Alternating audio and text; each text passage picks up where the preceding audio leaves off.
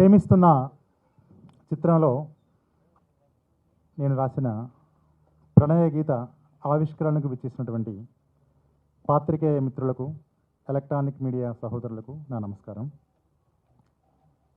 భానుగారు అత్యంత ప్రతిభావంతులైన దర్శకులు. వారి అకుంఠిత దీక్షకు నిదర్శనంగా రూపుదిద్దుకున్నటువంటి చిత్రం ప్రేమిస్తున్నా. అదేవిధంగా ఎంతో బాధ్యతాయుతమైనటువంటి దర్శకులు కనకదుర్గారావు గారు మనకు ఈ చిత్రంతో తెలుగు చిత్రసీమకు వారు లభించడం అన్నది మన అదృష్టం. ఈ గీతంలో అదేమిటో అయోమయంగా పరుగు తీసే పరవశం, నిదానమే ప్రధానమంట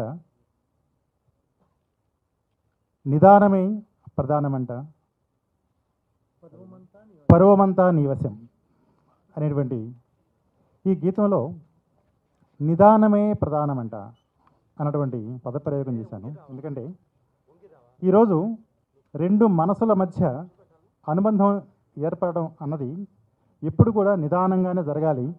అప్పుడు ఆ బంధం బలంగా ఉంటుంది. అందులో వేగం ఎక్కువ అయితే అనురాగం తక్కువ అవుతుంది అన్నటువంటి సందేశాన్ని యువతరానికి భానుగారు అందిస్తున్నారు.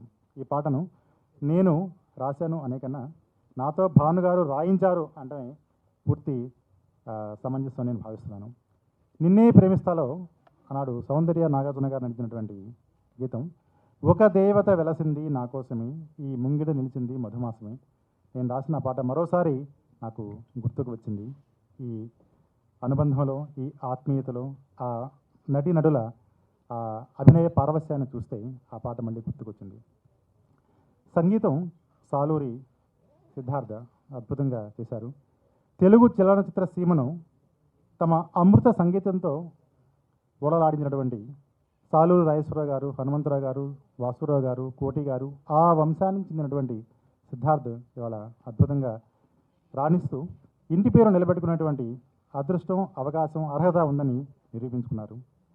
అలాగే చిత్రంలో హీరో సాత్విక్ వర్మ. పేరులో సాత్విక్ ఉంది అంటే స్మూత్, సెన్సిటివిటీ. తన అభినయం కూడా ప్రారంభంలో అలాగుంటుంది. ఆ తర్వాత వర్మ అంటే మనకు తెలుసు, వర్మ అంటే వాల్కెనో, ఆ అగ్నిపర్వత విస్ఫోటనాన్ని ఆ అబ్బాయి అద్భుతంగా చూపించారు. ఇందాకే మనం టీజర్లో మనం చూసాం.